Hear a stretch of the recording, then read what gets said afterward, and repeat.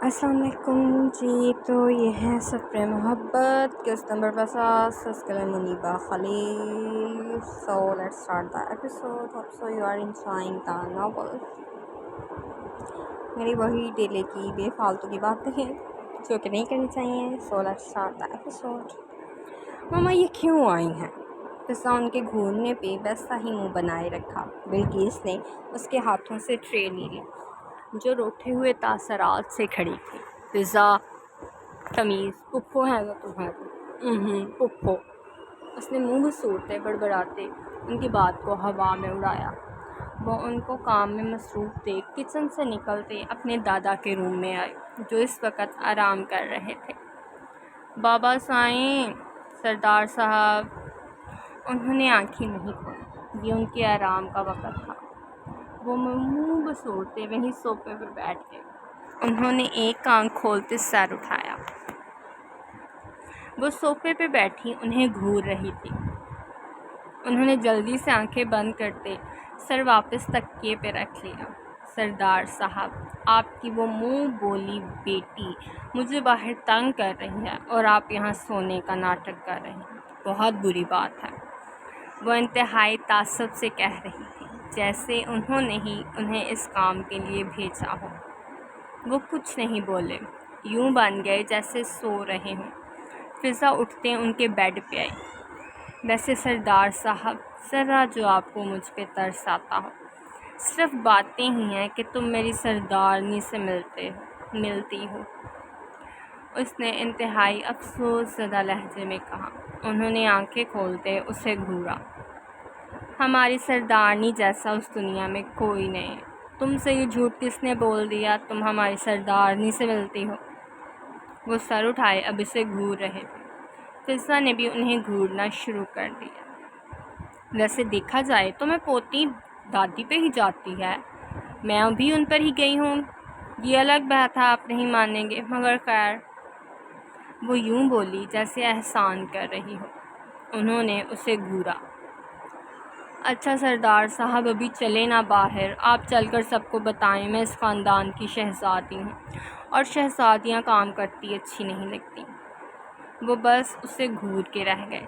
सारा मसला काम करने का था जिसके लिए वो इतना लंबा लेक्चर सुना रही थी। उससे कोई काम नहीं करवाता था मगर उसकी मुंह बोली पुप्पो ज़रूर करवाती थी। बस उनके कहे काम भी उससे नहीं होते थे। काम भी सिर्फ चाय सर्व करना ही होता क्योंकि बनानी तो उससे आती नहीं थी। सरदार साहब का भी नींद पूरी करने का वक़्त है। वो वापस से सर तकिए पे रखते आंखें मूंद गए। फिज़ा ने मासूम सी शक्ल बनाई। सरदार साहब, बस आज साबित हो गया आप मुझसे प्यार नहीं करते। आपको बस अपना पोता अजीज़ है। आप भी औरतों के हकूक़ पूरे करने में नाअहली दिखाने वालों में से हैं। अल्लाह शरीफ आपसे इस बात का अलग हिसाब लेंगे। उसने अपना लेक्चर ही शुरू कर दिया। वो उन्हें सोने नहीं देती मगर वो फिर भी ढीठों की तरह पड़े रहे। वो आखिर उकता कर बेड से उठ गई।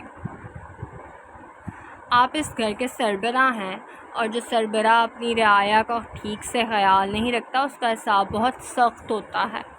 वो हाथ उठा कर उन्हें बता रही। वो भी तंग आकर उठ गए। चलो मेरी रियाया तुम्हें इंसाफ दिलवा दे। वैसे तो ये सरबराह सुकून से सो नहीं पाएगा। वो अपनी अजरक उठाकर कंधे पे डालते बाहर निकले। अब उन दोनों दादा पोती का फिल्मी सीन शुरू होने वाला था। फिज़ा फ़ौरन से आंखों में नमी ले आई। शब्बर चौधरी की आंखों में जलाल तो शुरू से था। किसकी जुर्रत हुई हमारी शहज़ादी से काम करवाने की? उनकी बारोब आवाज़ घर में गूंजी। बिल्किस तो दिल पे हाथ रख गई। उनकी ऐसी आवाज़ बहुत कम ही घर में गूंजती थी। उन्होंने पलट कर देखा। उनकी बेटी गायब थी। मतलब इसमें उसी का हाथ था। वो किचन से बाहर निकली। हाल में जो मजमा लगा था वो सब अब खामोशी से इन दादा पोती को देख रहे थे। बहू, तुम जानती हो हम अपनी शहज़ादी से काम नहीं करवाते, फिर उससे काम क्यों करवाया? उन्होंने फिज़ा को घूरा। सिर्फ चाय ही तो सब की थी, उसमें भी इतने नखरे। آئے ہائے، کس نے کام کروایا ہماری بچی سے؟ اس کی مامی فوراً سے اٹھتے اس کے ہاتھ چومنے لگی۔ اس کے دل کو سکون ملا، کوئی تو تھا جو اس سے پیار کرتا تھا۔ اتنے نازک ہاتھ ہیں ہماری بچی کے، اللہ ان سے پوچھے جو ہماری بچی سے کام کروائیں۔ وہ نم نظریں انہیں دکھاتی ان کے گلے لگ گئی، جسے تھپکتے وہ چپ کروا رہی تھی۔ شبر چوہتری نے مشکل سے اپنے تاثرات سخت کیے۔ ان کی پوتی بہت ڈرامہ باز تھی۔ کچھ کام نہیں کیا اس نے بھابھی، صرف ٹرے اٹھا کر چند ایک مہمان کو چائے سرو کی ہے، اتنے میں ہی اس کی جان جا رہی ہے۔ اس نے شکایتی نظروں سے اپنی مامی کو دیکھا۔ بلقیس، کچھ تو شرم کرو، بچی کے ہاتھ دیکھو کیسے سرخ ہوئے پڑے ہیں، اتنی بھاری ٹرے ہوتی ہے، اٹھائی جاتی ہے بچی سے؟ وہ ہلکی سی ٹرے کو بھاری بنا رہی تھی۔ شبر اب چپ کڑے تھے، ان کے حصے کا کام اب فضا کی مامی کر رہی تھی۔ فضا، مجھے ایک گلاس پانی لا دو پلیز۔ طلال کی آواز سنتے اس نے سر اٹھایا۔ وہ فوراً سے جانے لگی تھی، جب اپنی مامی کے ہاتھ پکڑنے پر رک گئی۔ اے، کیا تمہارے گھر میں ملازموں کی کمی ہے جو پھول سی بچی کو پانی لانے کا کہہ رہے ہو؟ فضا نے اب انہیں غصے سے دیکھا۔ وہ اس کے بھائی کو کیسی باتیں سنا سکتی تھی؟ مامی، آپ جتنا مرضی پیار جتا لیں، فضا کی شادی آپ کے بیٹے سے نہیں ہوگی، اس کے فیصلے میں کرتا ہوں، اور میرے سامنے کسی کا نقلی پیار نہیں چلتا۔ شبر چوہدری نے پوتے کو گھورا۔ مامی اپنا سا منہ لے کر رہ گئی، وہیں اس کی ماں بھی اسے گھور رہی تھی۔ فضا، پانی کے ساتھ کھانا بھی، مجھے سخت بھوک لگی ہے۔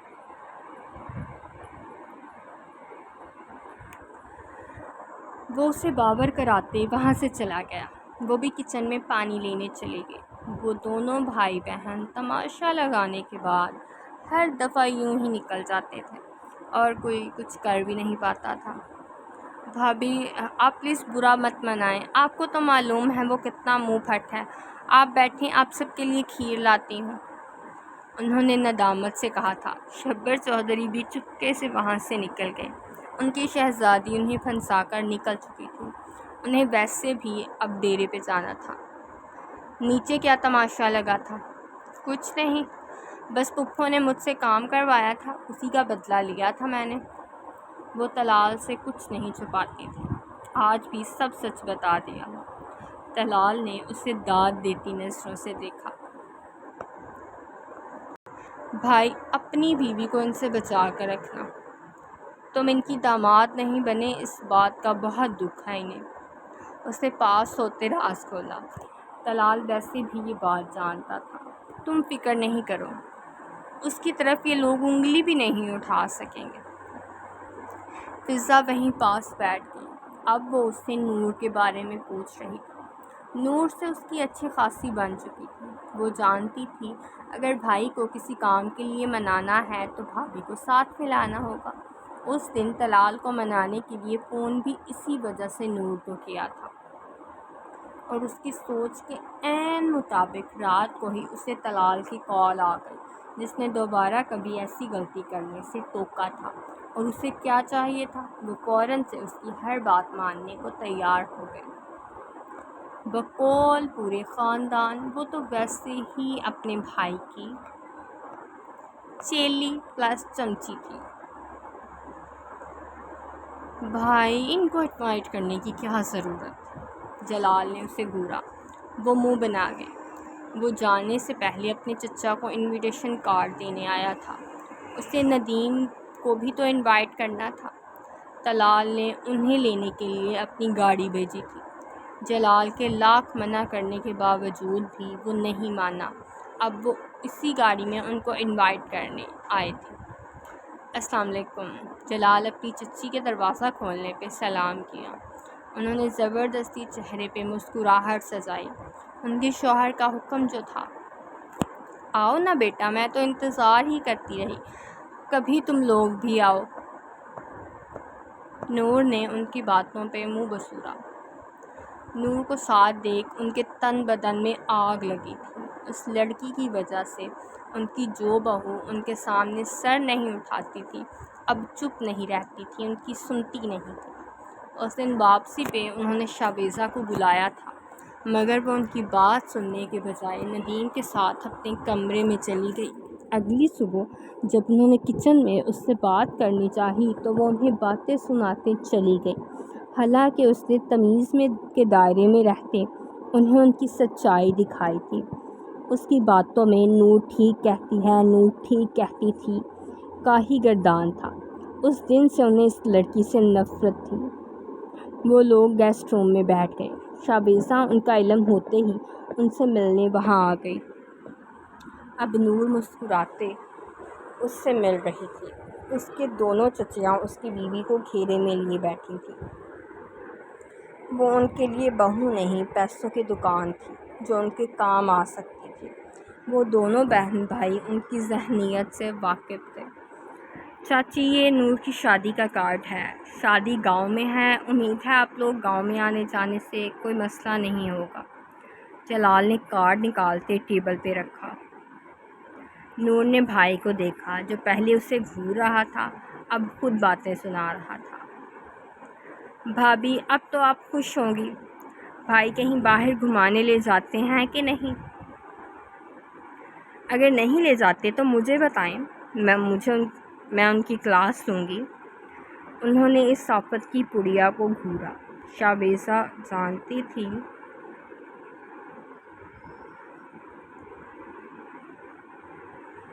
یہ سب اس کی ساس کو سنایا جا رہا ہے۔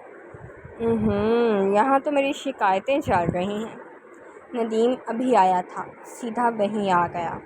نور نے شاویزہ کو دیکھا جو سکون سے بیٹھی تھی۔ بیٹھی کیوں ہو؟ اٹھو، میرے بھائی کو پانی لا کر دو۔ ندیم مسکرایا۔ وہ جانتا تھا وہ پل میں رشتہ بدل لیتی ہے، ایک پل میں اس کی اور دوسرے پل میں کسی اور کی، اور یہاں زیادہ حق تو وہ اپنی چچی کی وجہ سے جتا رہی تھی جنہیں وہ زہر لگ رہی تھی، مگر وہ کر کچھ نہیں سکتے تھے۔ جا رہی ہوں، شاویزہ جلدی سے کہتے کچن سے پانی لے آئی۔ نور نے ندیم کو جتاتی نظروں سے دیکھا۔ دیکھ لو، تم سے زیادہ تمہاری بیوی میری سنتی ہے۔ ندیم مسکراتے اسے پیار کیا۔ جلال مسکراتے یہ سب دیکھ رہا تھا۔ یہ تمہارا دعوت نامہ ہے، آنا ضرور۔ گاؤں میں شادی ہے، بھابھی بھی انجوائے کرے گی۔ پرسوں مہندی ہے، تم پرسوں وہاں ہو، ورنہ بتا دو، ہم بھابھی کو ساتھ لے جاتے ہیں۔ اس کی دونوں چچیوں نے منہ بنایا۔ وہ انہیں دیکھ بھی نہیں رہے تھے، جیسے وہ یہاں موجود ہی نہ ہوں۔ جی کیوں نہیں، آخر کو میری بہن کی شادی ہے، میں ضرور آؤں گا۔ ندیم نے مسکراتے کارڈ تھاما۔ وہاں لکھا دختر اقبال مرزا، برث طلال چوہدری لکھا دیکھ مسکرایا۔ اسے اپنی تایا یاد آئے۔ وہ ان کا ذکر کرتے انہیں افسردہ نہیں کرنا چاہتا تھا، اسی لیے مسکراتے اسے خوش رہنے کی دعا دی۔ شاویزہ کے پانی لانے پہ اس نے گلاس تھاما، جو اسے دیکھ کر منہ بسوڑتے نورے کے ساتھ بیٹھی۔ ہاں تو ندیم صاحب، آپ ہماری بھابھی کو کہیں گھمانے کیوں نہیں لے کر جاتے؟ وجہ بیان کی جائے۔ وہ خالص بادشاہی انداز میں بولی۔ نورے اپنی نند کی اداکاری پہ مسکرائی۔ وہیں جلال نے بہن کی خوشی کی دعا کی۔ حضور اعلیٰ، ہمیں ایک دفعہ معاف کیا جائے، آئندہ آپ کو ایسی شکایت نہیں ملے گی۔ ندیم سر جھکائے بولا۔ شاویزہ شوہر کی اداکاری پہ کھل کے مسکراتے اس کے کندھے پہ ہاتھ مارا، جو مسکراتے اب اسے ہی دیکھ رہا تھا۔ وہ لوگ جہاں بھی ہوتے مسکراہٹ بکھیر دیتے، جیسے ابھی ان کے پاس تھے تو انہیں ہنسنے مسکرانے کی وجہ دے رہے تھے۔ تنزیلہ نے بہو کو گھورا، جو ان کی موجودگی کی وجہ سے کچھ زیادہ ہی فری ہو رہی تھی۔ اچھا، اب ہم نکلتے ہیں، ہمیں آج گاؤں جانا ہے۔ جلال اٹھتے ان سے الوداع لیا۔ ندیم انہیں باہر تک چھوڑنے آیا تھا۔ شبانہ نے شوہر اور دیور کو کال ملائی تھی، جو ان کے پہنچنے سے پہلے ہی چلے گئے۔ ندیم اپنے کمرے میں چلا گیا۔ شاویزہ کچن میں اس کے لیے کھانا بنا رہی تھی جب تنزیلہ نے اسے بازو سے پکڑتے سامنے کیا۔ تمہارے زیادہ پر نہیں نکل آئے؟ میں چاہوں تو تمہیں منٹوں میں گھر سے نکال سکتی ہوں۔ آپ کبھی نہیں چاہیں گی آپ کا بیٹا آپ کو چھوڑ کر جائے، اسی لیے ایسی دھمکیاں لگانا چھوڑ دیں۔ شاویزہ ان سے اپنا بازو چھڑاتے کھانا لے کر اوپر چلی گئی۔ پیچھے وہ اپنا سا منہ لے کر رہ گئی تھی۔ ان کی بولنے والی طوطی اب اپنے الفاظ سیکھ گئی تھی اور ان کے الفاظ اب ادا نہیں کرتی تھی۔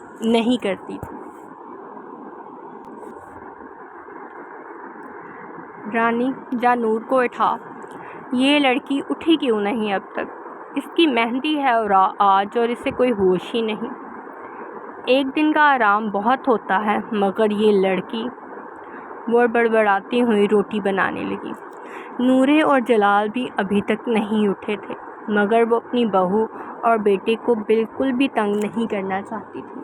ویسے بھی ان کے حساب سے اب جلال کے بچے ہو جانے چاہیے تھے۔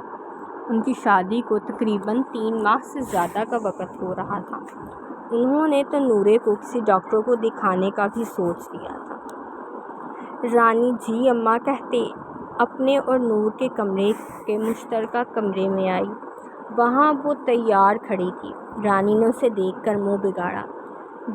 جسے ڈانٹ سننا اچھا لگتا تھا، شاید اسی وجہ سے اٹھنے کے بعد بھی باہر نہیں آتی تھی۔ جلال پلیز جانے دیں، خالہ کیا سوچیں گی، پلیز۔ جلال اسے اپنی باہوں میں قید کیے پڑا رہا۔ وہ اس کے سینے پر سر رکھے لیٹی تھی۔ جلال کے دونوں ہاتھ اس کی کمر میں مضبوطی سے بندھے تھے۔ وہ سوائے اس کی منت کرنے کے کچھ نہیں کر سکتی تھی۔ یہ بھی اس کا کرم تھا جو اس نے کل رات اسے سکون سے سونے دیا تھا، ورنہ تو اس کی تھکاوٹ کا بھی خیال نہیں کرنا تھا۔ یہ ہی کہ ان کا بیٹا اور بہو ایک ساتھ وقت گزار رہے ہیں، پیار بڑھا رہے ہیں۔ نور سرخ انار ہوئی۔ وہ نہ جانے کیوں بے باک ہو جاتا تھا اور پھر ایسی باتیں کہ وہ برداشت ہی نہیں کر پاتی۔ اگر اپنی نند پلس بیسٹ فرینڈ کی شادی کی خوشی میں مجھے وقت دینا بھولی تو بہت برا ہوگا۔ جلال نے اس کی کمر پہ پکڑ سخت کی، اس کے ساتھ ہی اس کی گردن پہ ہلکا سا کاٹا۔ وہ سسکتے اس سے دور ہونے کی جدوجہد کرنے لگی مگر وہ بھی اپنے نام کا ایک تھا۔ جاؤ مگر میری بات یاد رکھنا۔ اس کا دل اس وارننگ کرتے انداز پہ زور سے دھڑکا تھا، ایسے جیسے ابھی جان نکل جائے گی، مگر وہ زندہ ہی تھی۔ جلال اسے آزاد کر دیا۔ وہ پھر بھی چہرہ اس کے سینے میں چھپائے کھڑی رہی۔ جلال مسکرایا۔ وہ اکثر ہی اس کی قربت میں سب بھول جاتی تھی۔ وجہ اس کی شدتیں تھیں۔ آج بھی وہ اپنے حواس گنوائے اس کے سینے پہ پڑی تھی۔ کیا خیال ہے، ایک دفعہ پھر اس کی بات پوری ہونے سے پہلے ہی نورے اس کے سینے سے سر اٹھا چکی تھی۔ اب اس کے ہونٹوں پہ ہاتھ رکھے اسے گھور رہی تھی۔ آپ بہت بے شرم ہیں۔ جلال مسکرایا، اس کے انہی ہاتھوں کو چوما۔ وہ گھبراتے ہاتھ بھی ہٹا گئی۔ جلال کی بے باک نظریں اپنے وجود پہ دیکھ وہ زمین میں گڑنے والی ہو گئی۔ اس کے وجود پہ جلال کی قمیض تھی جو اس کے وجود کے نشیب و فراز عیاں کر رہی تھی۔ جلال پلیز نہیں کریں۔ جلال بھی نرم پڑا۔ اسے تنگ کرنے کے بجائے خود اٹھتے اسے بھی سیدھا کیا۔ اچھا جاؤ فریش ہو لو، پھر باہر چلتے ہیں۔ وہ جلال کی بات پہ فوراً اٹھی تھی۔ اس شخص کا کوئی بھروسہ نہیں تھا کب مکر جائے۔ اس گھر میں صرف ایک کمرے کے ساتھ اٹیچ واش روم تھا، وہ بھی خالہ نذیرہ کے شوہر نے ان کی فرمائش پہ بنوایا تھا۔ یہ کمرہ بھی ان کے زیر استعمال رہتا تھا۔ اب انہوں نے یہ کمرہ جلال اور نورے کو دے دیا۔ جلال مسکراتے سلام کرتے ان سب کے ساتھ بیٹھا۔ نورے خالہ کے پاس چلی گئی ان کی مدد کرنے کے لیے۔ وہ لوگ کھانا کھانے کے بعد اب سکون سے بیٹھے تھے۔ نورے اپنی ساری شاپنگ کر کے آئی تھی۔ نور کی ساری چیزیں حویلی والے لے کر آتے۔ کہیں فضا رشید کے ساتھ اپنا سارا سامان لے آئی تھی۔ مہندی کا فنکشن حویلی میں ایک ساتھ ہی تھا، اسی لیے وہ سب یہاں سکون میں تھے۔ یہ فرمائش بلقیس کی تھی۔ وہ چاہتی تھیں وہ اپنی بہو کو بیٹی کی طرح لائیں۔ وہ لوگ بھی مان گئے۔ ویسے بھی جلال کی ماں ان کی بیسٹ فرینڈ تھی۔ وہ ان کی کوئی بات نہیں ٹالتی تھیں۔ وہ سب انہیں اندر داخل ہوتے دیکھ کھڑے ہو گئے۔ جلال بھی مسکراتے ان سے پیار لیا۔ وہ اپنی بہو کا سر ماتھا چومتے اسے سینے سے لگا گئی۔ فضا نورے سے مل رہی تھی۔ وہ رانی کو پہلے نہیں جانتی تھی، اس سے بس رسماً ہی ملی۔ بھابی جی، یہ رہے آپ کے کپڑے۔ آپ کے شوہر نے تو صبح کا ہمیں تنگ کر رکھا تھا، کب جا رہے ہو کی رٹ سے۔ بلقیس نے بیٹی کو گھورا۔ نور سب کے سامنے طلال کی بے صبریاں سنتے شرمندہ ہو گئی۔ رشید وہاں نہیں تھا، وہ زمینوں پہ جا چکا تھا۔ سوری، میں تو بس بتا رہی تھی۔ اپنی ماں کی نظریں دیکھ وہ ہلکا سا منمنائی۔ نوریں ان کے لیے ریفریشمنٹ لینے چلی گئی۔ بلقیس سارا سامان ملازموں کو اندر رکھنے کا کہا۔ وہ 4-5 تھال تھے۔ ان میں رواج تھا ہونے والی دلہن کے لیے سامان چاندنی کی تھال میں جاتا۔ وہ اسی رسم کو پورا کر رہے تھے۔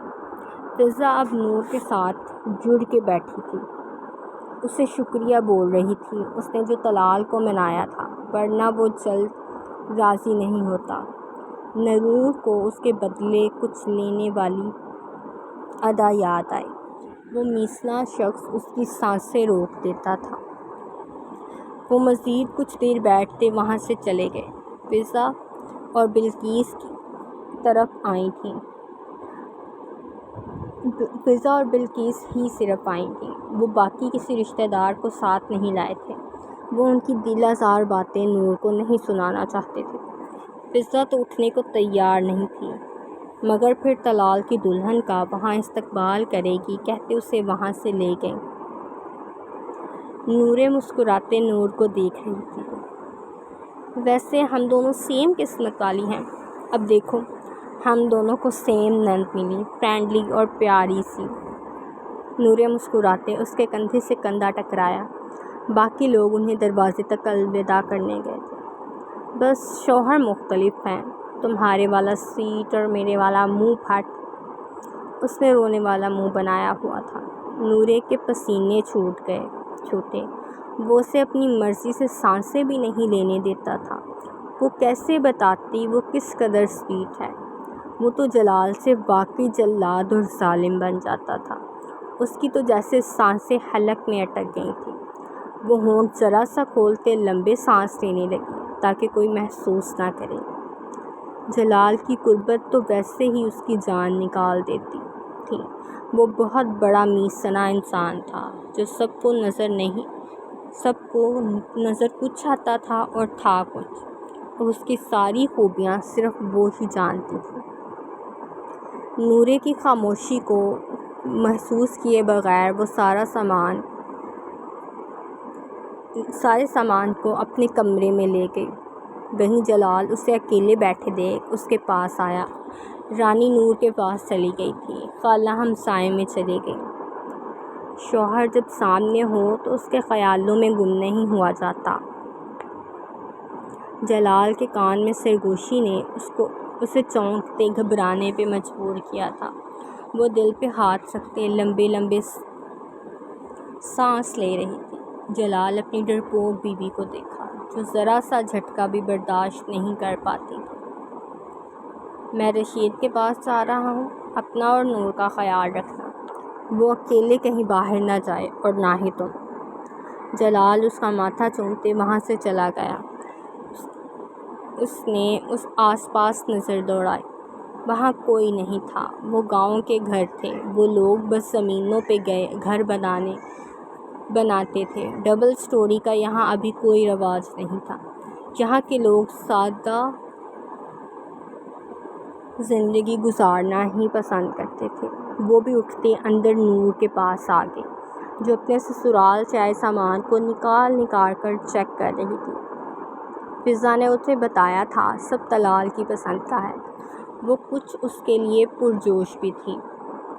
نورے اس کی خوشی سے دمکتے چہرے کو دیکھ رہی تھی۔ دل ہی دل میں اس کی نظر اتارتے وہ خود بھی اس کے لیے خوش تھی۔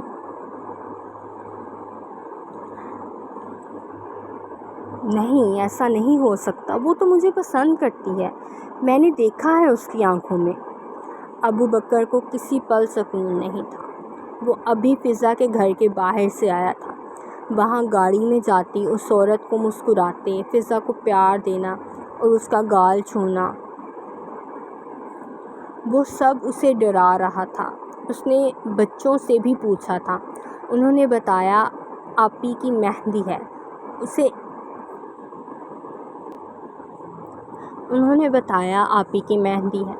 اسے ایک پل بھی سکون نہیں تھا۔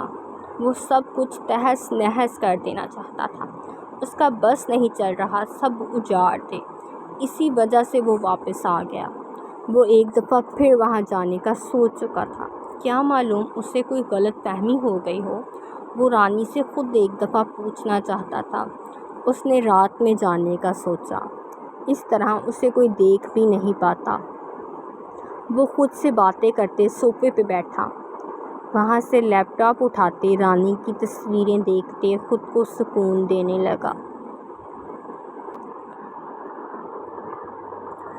بابا آپ دیکھتے جائیں، بس سانپ بھی مر جائے گا اور لاٹھی بھی نہیں ٹوٹے گی۔ پرسوں ان سب کے سروں پہ دھماکے ہوں گے، وہ بھی ایک ساتھ دو دھماکے۔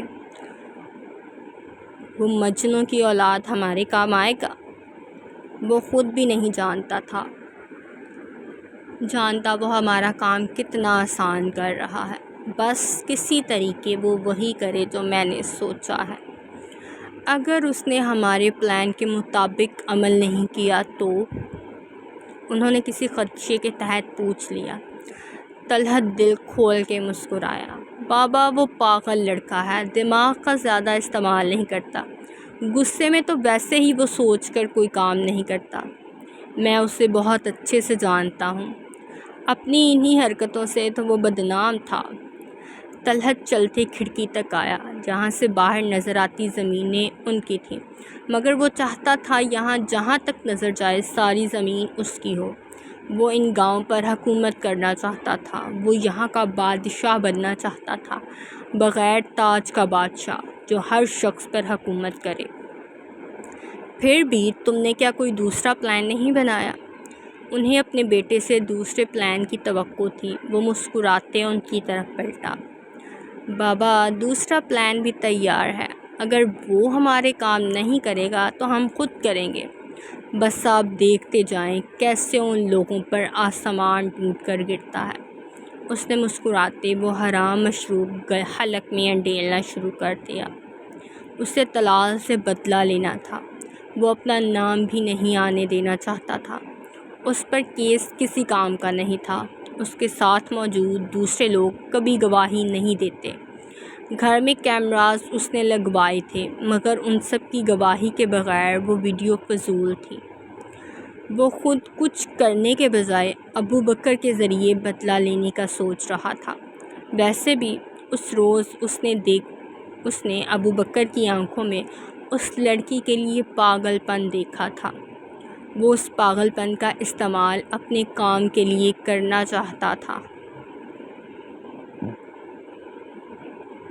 ویسے بھی اسے ابو بکر سے بھی تو اپنا حساب کتاب پورا کرنا تھا، اس لیے اس نے طلال کی شادی کا جانتے اس سے رانی کی شادی کا جھوٹ بولا۔ وہ جانتا تھا طلال سے شادی کسی اور لڑکی کی ہے، لڑکی اس نے نہیں دیکھی تھی، مگر وہ اتنا جانتا تھا وہ رانی کی کزن ہے۔ اسے امید تھی وہ رانی کی شادی کا سننے کے بعد ہر منظر کو اسی مطابق دیکھے گا۔ ویسے بھی وہ کہاں جانتا تھا گاؤں کی شادی میں عورتوں کی تیاریاں۔ وہ جب رانی کو جی بھر کے تیار دیکھتا تو یہی سوچتا اس کی شادی ہے، پھر وہ ضرور کوئی الٹا قدم اٹھاتا۔ اسے اپنے پلان پر اندھا یقین تھا، نہ جانے اب اس کا یہ پلان کامیاب ہوتا کہ نہیں۔ جی تو یہ تھا ایپیسوڈ نمبر 50 امید ہے آپ کو یہ بھی اچھا لگے گا. And enjoy the episode. Please take care of yourself and also subscribe and share my YouTube channel and wait for the Mehndi of Talal Choudhury. So until the next episode, Allah Hafiz.